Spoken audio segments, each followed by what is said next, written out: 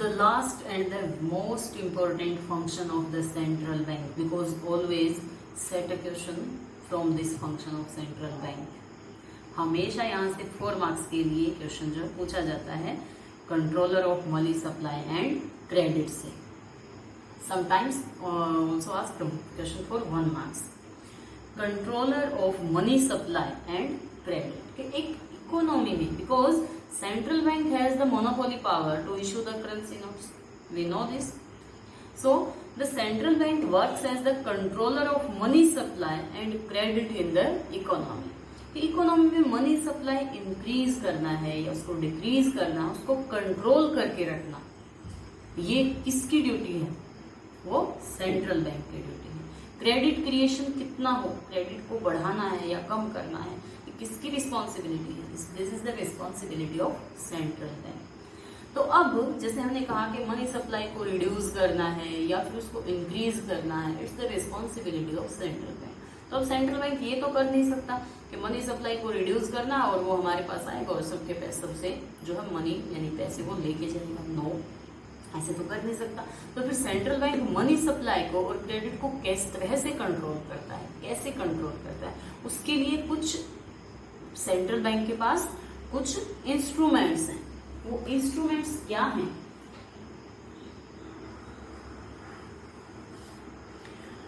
वो इंस्ट्रूमेंट्स क्या हैं? उन इंस्ट्रूमेंट्स को हम बोलते हैं monetary policy.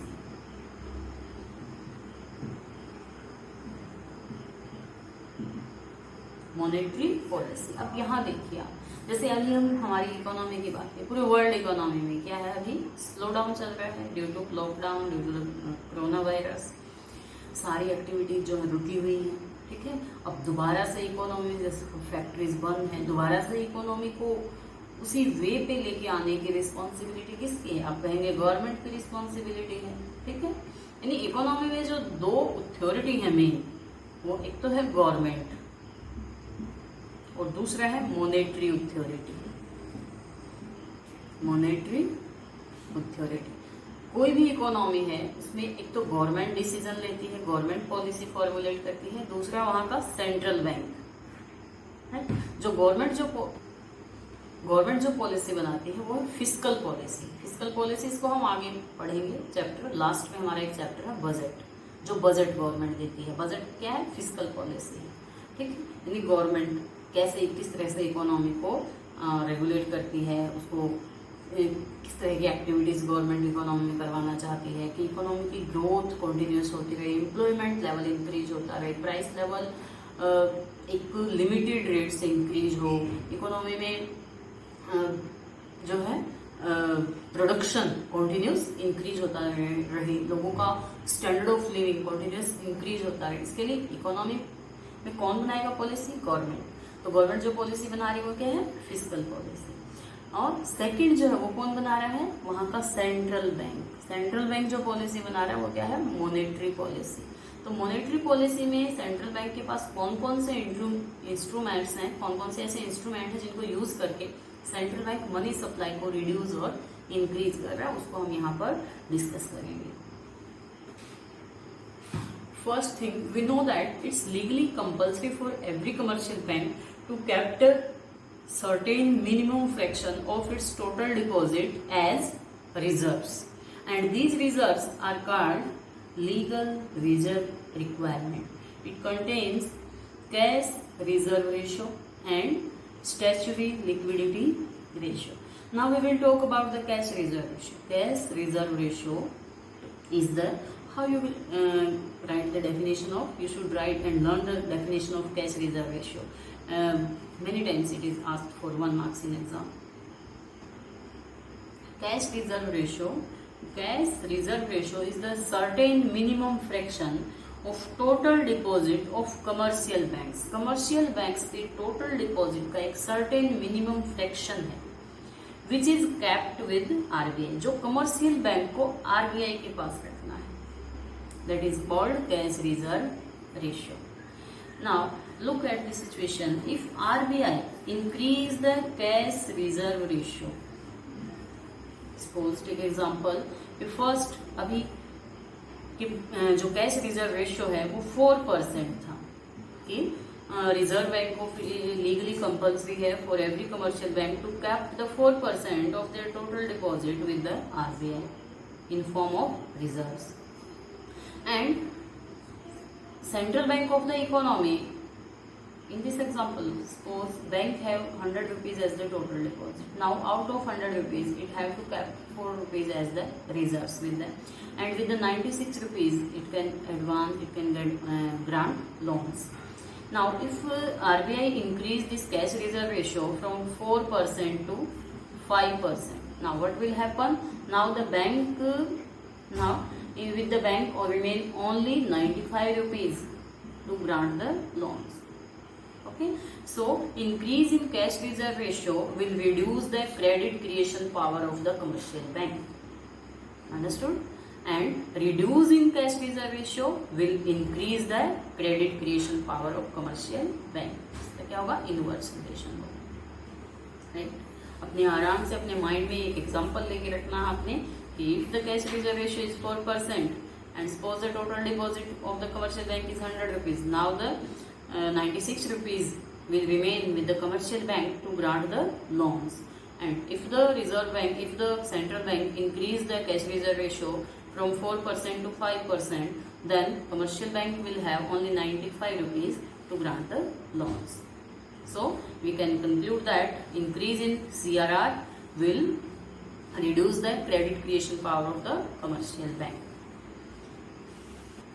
So the first instrument to control the money supply and credit is the legal reserve requirement. You will write here legal reserve requirement. Legal reserve requirement में हम एक्सप्लेन करेंगे cash reserve ratio and now we will explain the statutory liquidity ratio. What is the statutory liquidity ratio?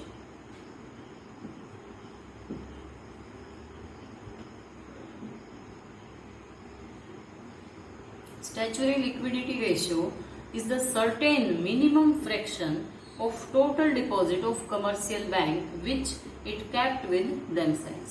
यानी जो legal reserve ratio है इसका एक part तो commercial bank को रिजर्व बैंक ऑफ इंडिया के पास रखना है, सेंट्रल बैंक के पास डिपॉजिट करना है, और दूसरा जो पार्ट है कुछ फ्रैक्शन उसको अपने पास ही रखना है, क्योंकि जब कस्टमर आएगा वो तो बैंक के पास जाएगा ना, और बैंक के पास जाएगा विड्रॉल के लिए, तो बैंक कहाँ से उसको विड्रॉल उसको देगा? स्टैच्यूटरी लिक्विडिटी रेशियो से. राइट, तो उसको जो बैंक अपने पास रख रहा है उसको हम कहेंगे statutory liquidity ratio. Suppose we are taking example, suppose a bank have 100 rupees as total deposit. Bank का टोटल डिपॉजिट कितना? 100 रुपीज. और इट्स लीगली कंपल्सरी, क्योंकि सेंट्रल बैंक ने who decide this cash reserve ratio and statutory liquidity ratio for commercial bank? Central bank will decide. It depends on the condition of the economy, right? Central bank, suppose central bank ने decide किया कि जो statutory liquidity ratio है वो 20% होना चाहिए. It means it's legally compulsory for every commercial bank to cap the 20% of their total deposit with themselves. 100 में से उसको 20 रुपीज अपने पास रखना है as reserves. And out of 100, if we cap the 20 rupees as reserves, then what will remain for granting the loans? 80 rupees will remain for granting the loans. So 80 rupees में वो loan grant करेगा, investment करेगा, और 20 rupees अपने पास वो रखेगा as statutory liquidity ratio. So now if we combine these all two, the SLR is 20% and the CRR is 4%. So the total reserve, legal reserve requirement कितना होगा? 24 rupees out of 100. 4 rupees the bank will keep 4 rupees with the RBI and the 20 rupees with themselves. So now the bank can grant the loans with remaining 76 rupees. Okay, you have understood. Now learn the definition of both the concept cash reserve ratio and statutory liquidity ratio. If the same as it is with SLR, if SLR increases, if central bank of the economy increase the statutory liquidity ratio, then it will reduce the credit creation power of the commercial bank. And if the central bank reduce the statutory liquidity ratio, then the credit creation power of commercial bank will increase. Suppose if you discuss in the given example, if central bank reduce the SLR from 20% to 18%, अब कितना कर गया SLR 18%. Now the bank can, now अब bank के पास कितना money बचा है, कितना डिपॉजिट बचा है लोन ग्रांट करने के लिए. Now the bank can grant loan equal to 82 rupees. It means the credit creation power of commercial bank has increased due to reduction of statutory liquidity ratio. Second instrument to control the money supply and credit is the repo rate.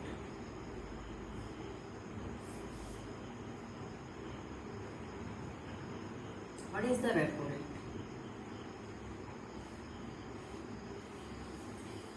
जैसा हमने इसका एक function किया central bank का, that central bank is the banker's bank. तो banker's bank में क्या role play कर रहा है as a banker's bank? It is work as the lender of last resort. Means कि कमर्शियल बैंक के पास जब अपनी फाइनेंशियल रिक्वायरमेंट्स को फुलफिल करने की एबिलिटी नहीं है, उस टाइम पर जो कमर्शियल बैंक है वो किसके पास जाएगा? सेंट्रल बैंक के पास, उससे हेल्प लेगा. ठीक है, तो उसको उस टाइम पर कौन देगा कैश? Central bank, right. तो वो फ्री में तो नहीं देगा सेंट्रल बैंक उसको कैश, राइट. अगर वो शॉर्ट रन के लिए ले रहा है, यानी कुछ टाइम पीरियड के लिए ले रहा है, तो वो रेट ऑफ इंटरेस्ट उससे चार्ज करेगा. तो जो रेट ऑफ इंटरेस्ट चार्ज कर रहा है शॉर्ट रन के लिए, उसको हम नाम देते हैं repo rate. How you will define the repo rate?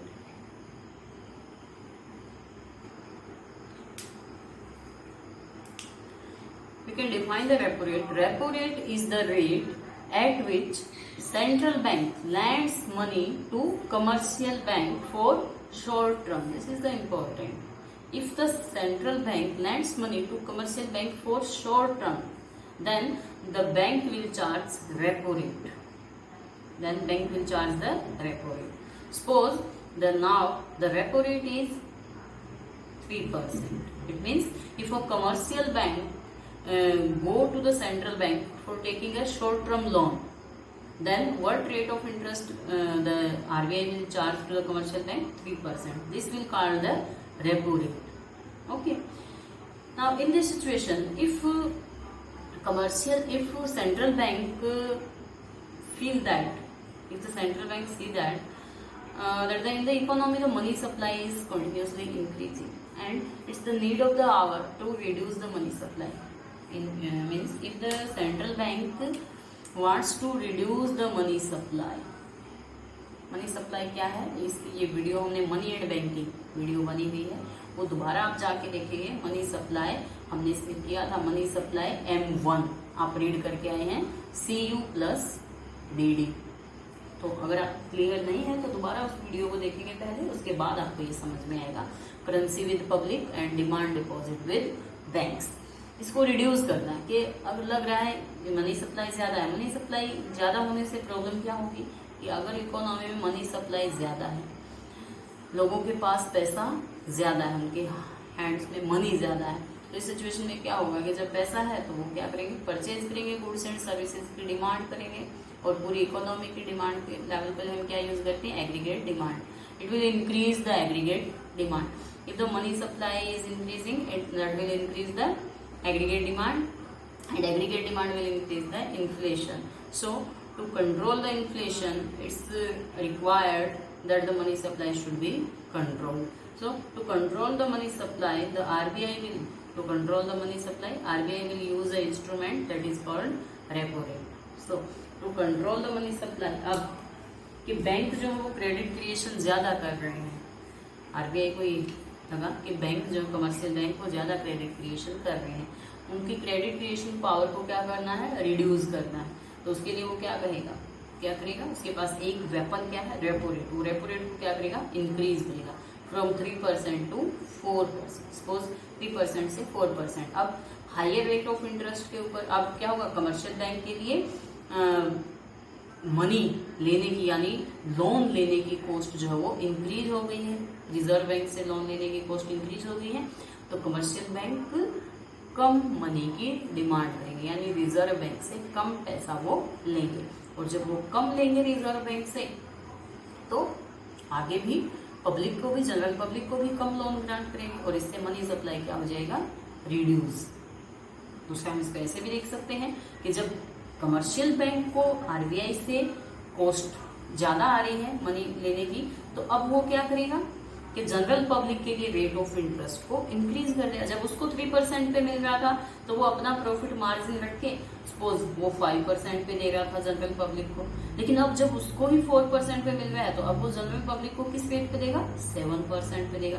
अब जनरल पब्लिक के लिए रेट ऑफ इंटरेस्ट बढ़ गया है, यानी हम बैंक में जाएंगे, हमें पता चला कि लोन्स जो महंगे हो गए हैं अब 7% रेट ऑफ इंटरेस्ट पे मिल रहे हैं, तो हम अपनी जो भी डिमांड थी जिसके लिए हम लोन लेने जा रहे थे उसको पोस्टपोन कर देंगे कि अभी रेट ऑफ इंटरेस्ट ज्यादा चल रहे हैं, हम ये लोन नहीं लेंगे। तो इससे जो पैसा हम लेने वाले थे हम नहीं लेंगे, यानी इकोनॉमी में जो फ्लो होने वाला था, सपोज हम 1 लाख का जो लोन लेने वाले थे, ये फ्लो होता मनी सप्लाई में, इंजेक्ट होता ये मनी, ये इंजेक्ट नहीं होगा, ठीक है। तो इससे मनी सप्लाई का भी कंट्रोल हो जाएगी और रिड्यूस हो जाएगी। अगर इसका opposite situation, if the RBI want to increase the money supply, कि इकोनॉमी की सिचुएशन कंडीशन ऐसी है कि इस मनी सप्लाई को इंक्रीज करना है, और जैसे अब की सिचुएशन है, now the RBI want to increase the credit creation power of the commercial bank, कि लोग जिनके पास मनी नहीं है वो ज्यादा से ज्यादा लोन लें और ज्यादा से ज्यादा क्रेडिट क्रिएशन हो इकोनॉमी में, जिससे डिमांड बढ़े इकोनॉमी की और दोबारा से ग्रोथ हो, राइट। तो अब क्या करेंगे, now in this situation the central bank will reduce the repo rate in the monetary policy, central bank will reduce the repo rate. और लास्ट ईयर का हम पूरी मॉनेटरी पॉलिसी आप उठा के देखेंगे, many times central bank have reduced the repo rate because continuous slow down, depression में जा रही थी इकोनॉमी। कोरोना वायरस से पहले भी इंडियन इकोनॉमी में ग्रोथ जो थी वो रिड्यूस होती जा रही थी कॉन्टिन्यूअस, तो उसको स्टेबल करने के लिए ग्रोथ को, इकोनॉमी में ग्रोथ स्टेबल रहे, वो इंक्रीज हो, रिड्यूस ना हो, तो रेपो रेट को बार बार जो है आरबीआई रिड्यूस करता जा रहा है, ठीक है। So learn the definition of repo rate, it's most important.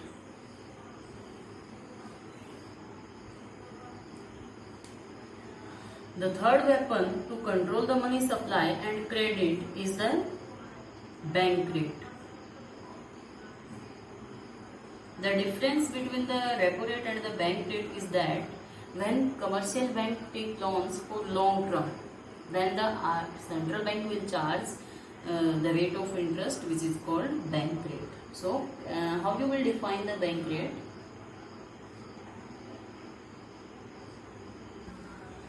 Bank rate is the rate at which central bank lends money to commercial bank for long term. This is the difference between the repo rate and the bank rate. Repo rate for short term, but the bank rate is for long term.